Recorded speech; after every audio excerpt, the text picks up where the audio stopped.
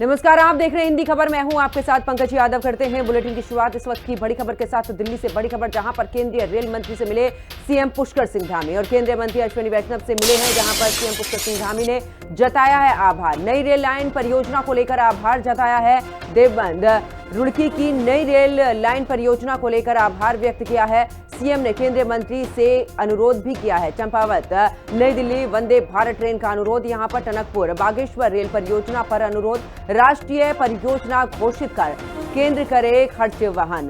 तो सीधे तौर पर यहां पर केंद्रीय मंत्री से मिले हैं और साथ ही देखिए जिस तरीके से आपको बता दें कि कई ऐसे परियोजनाएं जिनको लेकर मुख्यमंत्री की तरफ से अनुरोध किया गया है। राष्ट्रीय परियोजना घोषित कर केंद्र यहां पर उसका खर्च उठाए। तो केंद्रीय रेल मंत्री से मिले हैं सीएम पुष्कर सिंह धामी।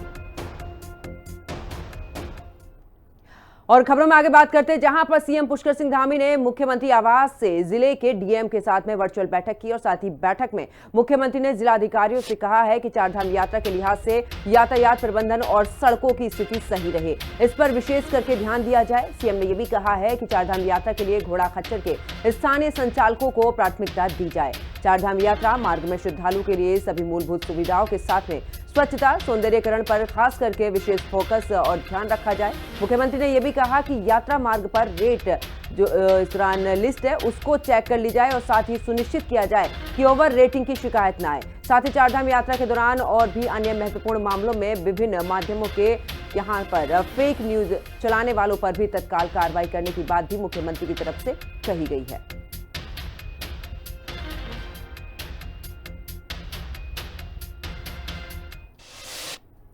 उधर राज्यपाल retired lieutenant general Gurmeet Singh ने राजभवन में retired lieutenant general AK. Singh से शिष्टाचार भेंट की है और आपको बता दें कि इस दौरान मूल रूप से उत्तराखंड के वो निवासी हैं। उन्हें हाल ही में केंद्र सरकार ने राष्ट्रीय सुरक्षा सलाहकार परिषद यानी कि एनएसएबी का सदस्य मनोनीत किया है और इस अवसर पर दोनों के मध्य अलग अलग विषयों को लेकर यहां पर चर्चा हुई है। राज्यपाल ने इस दौरान राष्ट्रीय सुरक्षा सलाहकार परिषद में सदस्य नामित होने पर उन्हें शुभकामनाएं भी दी हैं।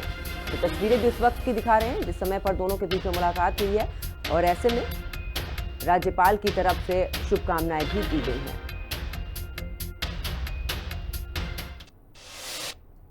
उधर केंद्रीय सड़क एवं परिवहन राज्य मंत्री अजय टम्टा ने भी जानकारी दी है कि बहुत ही जल्द दिल्ली देहरादून एक्सप्रेसवे का निर्माण का जो कार्य है वो शुरू हो जाना है और उन्होंने ये भी कहा है कि इस एक्सप्रेसवे के बनने से दिल्ली से देहरादून की दूरी को मात्र 2.5 घंटे में पूरा कर लिया जाएगा। इसके साथ ही देहरादून शहर के लिए भी कई महत्वपूर्ण जो योजनाएं हैं उनकी भी तैयारी की जा रही है।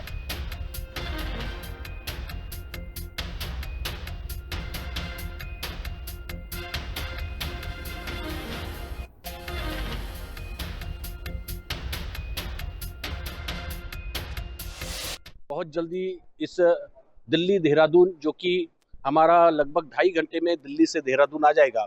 उसके अलावा भी हम देहरादून के अंदर भी हम रिंग रोड के लिए हमने कुछ 12 किलोमीटर का नेटवर्क झज्जर से दिया है, उसको भी हम कर रहे हैं। ऐसे ही मसूरी बाईपास हो जाए तो क्योंकि यहाँ के लोग बहुत सारा जाम फंस जाएंगे, लोगों को दिक्कत होगी, इसलिए मंत्रालय के माध्यम से देहरादून का एक रिंग रोड होना ज़रूरी है और इसलिए पिछले दिनों उसमें मैंने बहुत ताकत के साथ काम किया है और इसके लिए भी हम डीपीआर और जो भी हमारे कंसल्टेंट हैं उनको हमने लगाया है।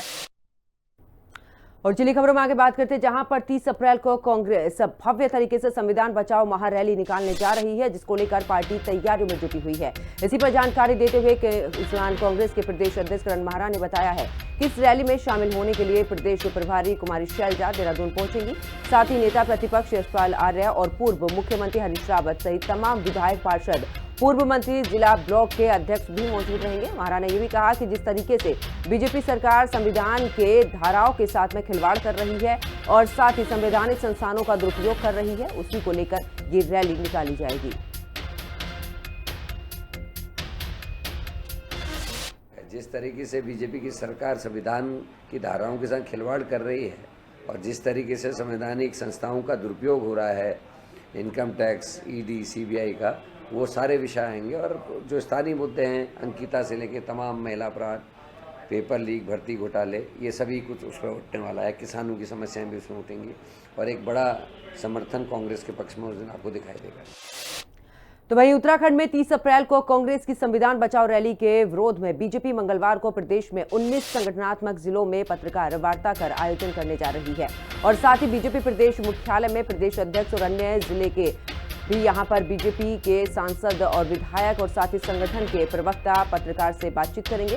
प्रेस वार्ता में बीजेपी यहां पर जनता को समझाने की पूरी कोशिश करेगी कि कांग्रेस हमेशा से ही डॉक्टर अंबेडकर की नीतियों की विरोध करती रही है और साथ ही कांग्रेस ने हमेशा संविधान की लेकर भी यहां पर धज्जियां उड़ाई हैं।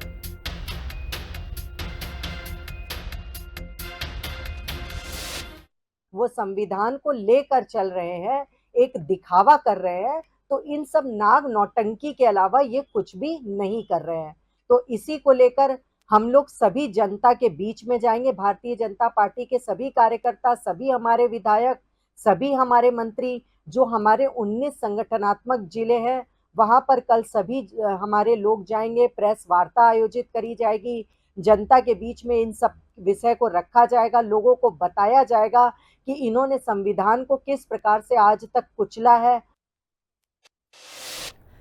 चलिए खबरों में बात करते देहरादून की, जहां पर देहरादून में 30 अप्रैल को आयोजित होने वाली संविधान बचाओ रैली की तैयारी के लिए कांग्रेस नेताओं और कार्यकर्ताओं ने कमर कस ली है। तो वहीं कांग्रेस के संविधान बचाओ रैली पर बीजेपी मीडिया प्रभारी मनवीर चौहान ने भी हमला किया है। मनवीर चौहान ने कहा है कि जिस पार्टी ने लोकतंत्र की हत्या की हो, जिसके संविधान को कुचलने का जिसने काम किया हो, अगर वो संविधान बचाओ रैली निकाल रहे हैं तो ये बिल्कुल एकदम हास्यास्पद है।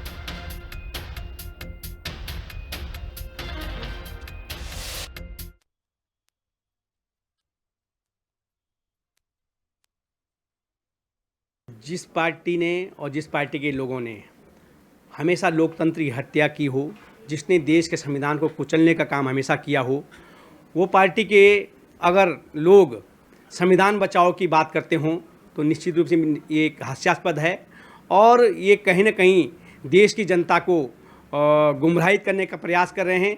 लेकिन देश की जनता बहुत समझदार है कि कांग्रेस पार्टी के द्वारा किस तरह से संविधान को कुचलने का प्रयास किया गया, देश को इमरजेंसी का सामना करना पड़ा और वो दिन भी देश की जनता कभी नहीं भूल सकती है कि सुप्रीम कोर्ट के आदेश को डिसमिस करने के लिए भी रात को लोकसभा बुलाई जाती है और सुप्रीम कोर्ट के आदेश को रद्द किया जाता है। तो निश्चित रूप से देश की जनता बहुत समझदार है और कांग्रेस के बहकावे में और कांग्रेस जिस प्रकार से गुमराहित करने का प्रयास करे उसमें आने वाली नहीं है। और जिन खबरों में आगे बात करते हैं, जहां पर कांग्रेस नेता हरीश रावत अल्मोड़ा पहुंचे और इस दौरान अल्मोड़ा में आयोजित प्रेस वार्ता के दौरान उन्होंने कहा कि वर्तमान में उत्तराखंड झूठ और लूट का अखाड़ा बन चुका है। कांग्रेस इस मुद्दे को लेकर जनता के सामने जा रही है और जनमानस को जागरूक कर रही है। वहीं चारधाम यात्रा को लेकर भी उन्होंने कहा कि यात्रा को व्यवस्थित और सुचारू रखने के लिए जरूरी कदम उठाए ताकि देश भर से आए जो तीर्थ यात्री हैं वो देवभूमि में रुक सके और यात्रा रूट को पर्यटन का फायदा मिल सके।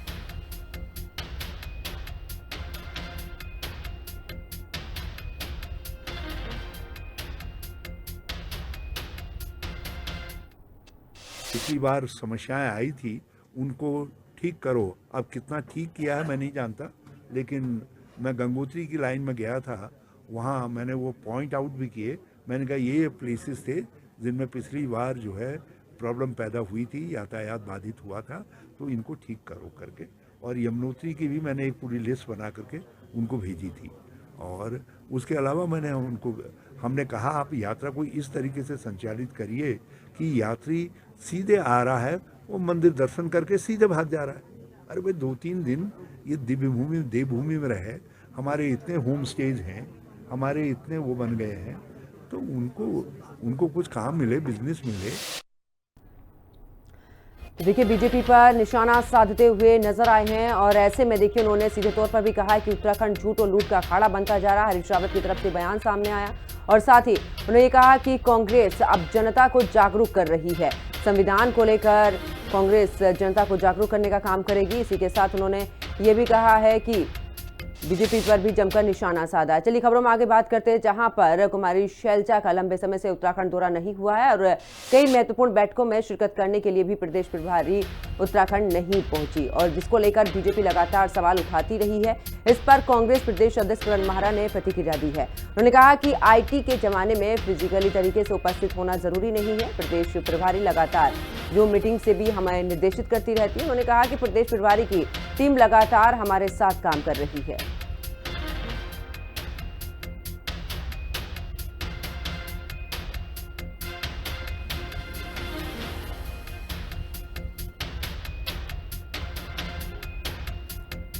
तो लंबे समय से उत्तराखंड नहीं आई कांग्रेस प्रदेश प्रभारी कुमारी शैलजा को लेकर भी सीधे तौर पर बीजेपी ने सवाल उठाए हैं। वहीं इसको लेकर कांग्रेस के प्रदेश अध्यक्ष करण माहरा ने सीधे तौर पर कहा है कि वर्चुअली तरीके से वो पूरे तरीके से जुड़ती हैं और साथ ही पूरे निर्देश भी देती हैं और पूरी एक टीम के साथ में उत्तराखंड के साथ काम करती हैं।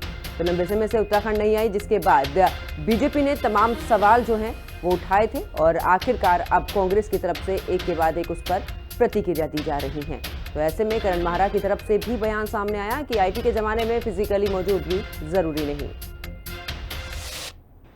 IT के ज़माने में फिजिकल होना नहीं होना कोई महत्व नहीं है। प्रभारी लगातार हमसे जूम मीटिंग के द्वारा अन्य चीज़ों के द्वारा निर्देशित हमको करते रहती हैं। सह प्रभारी जी लंबे समय तक यहाँ बने रहे हैं और आज वो गए हैं तो प्रगट सिंह जी यहाँ हैं। तो हम लोग के साथ लगातार प्रभारी जी की टीम काम कर रही है। तो पहलगाम हमले के बाद उत्तराखंड में अलर्ट और पहली बार चारधाम यात्रा के लिए पैरामिलिट्री फोर्स सुरक्षा के मद्देनजर पूरे क्षेत्र में है और साथ ही क्षेत्र को जोन और सेक्टर में बांटा गया है। पूरा इलाका सुपर जोन और जोन सेक्टर वार में भी यहां पर बांटा गया है। आपको बता दें कि चारधाम यात्रा की सुरक्षा बढ़ाई गई है। 15 सुपर जोन, 41 जोन और 137 सेक्टर्स यहां पर बनाए गए हैं। केंद्र ने जो 10 कंपनी अर्धसैनिक बलों की यहां पर मांग की है और 6 कंपनियां गढ़वाल परिक्षेत्र में, 4 कंपनियां कुमाऊं के लिए यहां पर बनाई गई हैं। तो पहली बार देखिए, आपको बता दें कि पूरे क्षेत्र को जोन और सेक्टर में बांटा गया है। आपको ये भी बता दें कि सुपर जोन, जोन और सेक्टर वार में भी यहां पर बांटा गया है। चारधाम यात्रा की सुरक्षा बढ़ाई गई है। इसी के साथ आपको बता दें कि 15 सुपर जोन, 41 जोन और 137 सेक्टर्स में इस बार ये पूरी यात्रा बटी रहेगी। तो केंद्र से 10 कंपनियां और 6 कंपनियां गढ़वाल परिक्षेत्र, 4 कंपनियां कुमाऊं के लिए भी यहां पर मांगी गई है। तो पहलगाम हमले के बाद उत्तराखंड में अलर्ट, पहली बार चारधाम यात्रा के लिए पैरामिलिट्री फोर्स की मांग और पूरे क्षेत्र को जोन और सेक्टर में बांटा गया है ताकि यहां पर भी किसी तरीके की कोई भी गतिविधि ना हो पाए। सुपर जोन, जोन और सेक्टर्स में यहां पर बांटा गया है। तो चारधाम यात्रा की यहां पर सुरक्षा को ध्यान में रखते हुए सीधे तौर पर अब पैरामिलिट्री फोर्स की भी मांग। और ज्यादा जानकारी के लिए हमारे सहयोगी अशोक हमारे साथ में लाइव जुड़ चुके हैं। अशोक, देखिए पहलगाम में जिस तरीके से घटना घटी उसके बाद अब आखिरकार उत्तराखंड में क्योंकि चारधाम यात्रा की शुरुआत होने वाली है, इसको लेकर पैरामिलिट्री फोर्स और इसके अलावा जोन सेक्टर में पूरे तरीके से यहां पर रूटों को बांटा गया ताकि यहां पर किसी भी तरीके की कोई अनहोनी ना हो।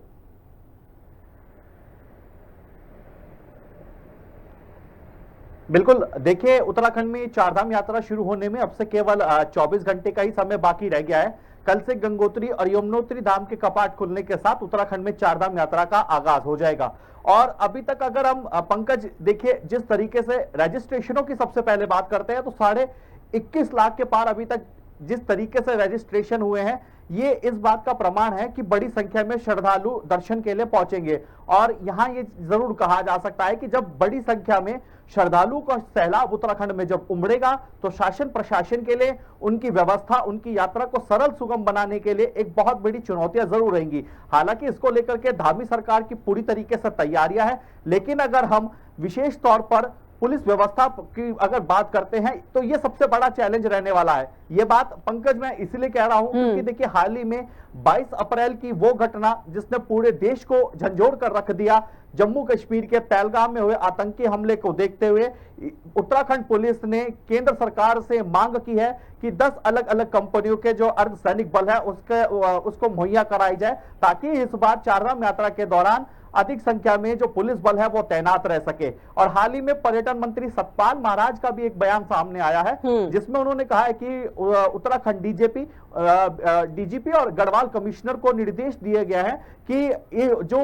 यात्रा क्षेत्र है, यानी कि इस पूरे क्षेत्र को अलग अलग जोन में बांटा जाए और उसी के चलते जहां अधिक पुलिस फोर्स तैनात करने की जरूरत है वहां पर तैनात भी किया जाए। इसी के तहत यह निर्णय लिया गया है। इस पूरे क्षेत्र को चारधाम यात्रा का पूरा जो जोन है उसको 3 पार्ट्स में डिवाइड किया गया है, जिसमें कि पहला जो क्षेत्र रखा गया है वो सुपर जोन का रखा गया है, दूसरा जो क्षेत्र रखा गया है वो जोन का, और जो तीसरा है वो सेक्टरवार, जिसमें कि 15 जोन बनाए गए हैं।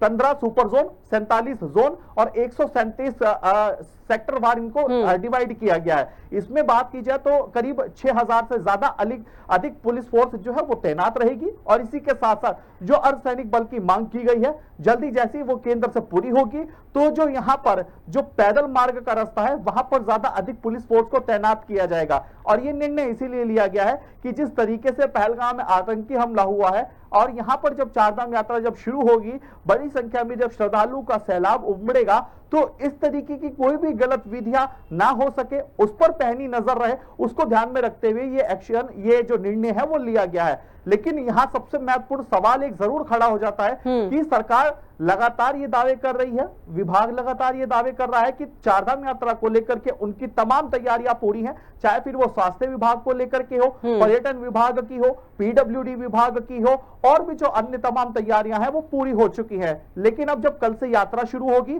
और उसके बाद 2 तारीख को केदारनाथ की यात्रा और 4 तारीख को जब बद्रीनाथ धाम के कपाट खुलेंगे तो श्रद्धालु का सैलाब और बड़ी संख्या में उमड़ेगा।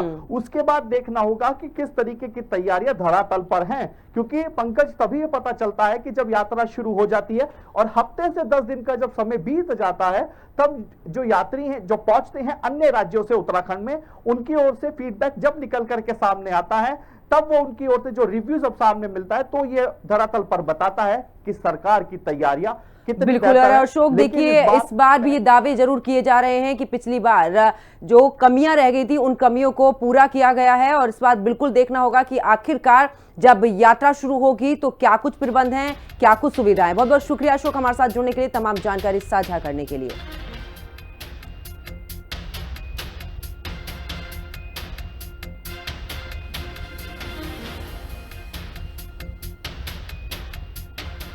और चलिए आगे बात करते हैं, जहां पर केदारनाथ धाम की तैयारी, जो यात्रा की तैयारियां हैं वो फिलहाल अंतिम चरण में है। सीएम धामी की चारधाम यात्रा पर पैनी नजर है, प्रशासन अलर्ट मोड पर है। बाबा केदार की डोली यात्रा अपने शीतकालीन गद्दी स्थल ओमकारेश्वर मंदिर उखी मठ से केदारनाथ धाम के लिए रवाना हो चुकी है, और 2 मई को भगवान केदारनाथ के कपाट आम भक्तों के दर्शन के लिए भी खोल दिए जाएंगे। केदारनाथ धाम में इस बार यात्रियों को लंबी लाइन में ना लगना पड़े, इसके लिए टोकन सिस्टम भी लागू किया जाएगा, और यात्री टोकन में दिए गए समय के अनुसार ही दर्शन कर पाएंगे। साथ ही यात्रियों को ठंड से बचाने के लिए भी मंदिर में और साथ ही जो पैदल मार्ग है वहां पर भी रेंट शेल्टर का भी यहां पर ये भी बनाए गए हैं, और यात्रियों को स्वास्थ्य सुविधाएं प्रदान करने के लिए पिछली बार की तरह इस बार भी केदारनाथ और केदारनाथ बेस कैंप, लिंचोली और छोटी लिंचोली, रामबाड़ा, भीमबली और जंगल चट्टी, गौरीकुंड और सोनप्रयाग में भी स्वास्थ्य जो केंद्र हैं वो बनाए गए हैं। यानी कि यहां पर आवश्यक उपकरण, चिकित्सा, फार्मासिस्ट और साथ ही आवश्यक दवाइयां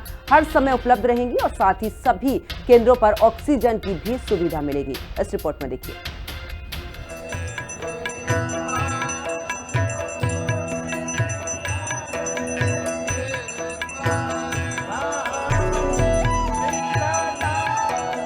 भगवान केदारनाथ के शीतकालीन गद्दी स्थल ओमकारेश्वर मंदिर में केदारपुरी के श्री त्रिरक्षक भूकुंड भैरव पूजन के साथ 11वें ज्योतिर्लिंग भगवान केदारनाथ की यात्रा का विधिवत आगाज हो गया है। भक्तों के सहयोग से मंदिर समिति ने ओमकारेश्वर मंदिर को तरह तरह के 8 क्विंटल फूलों से सजाया है, जिसके बाद हमेशा की तरह आर्मी बैंड की धुनों और भक्तों के जयकारों के साथ भगवान केदारनाथ की पंचमुखी चल विग्रह उत्सव डोली उखीमठ से कैलाश के लिए रवाना हुई।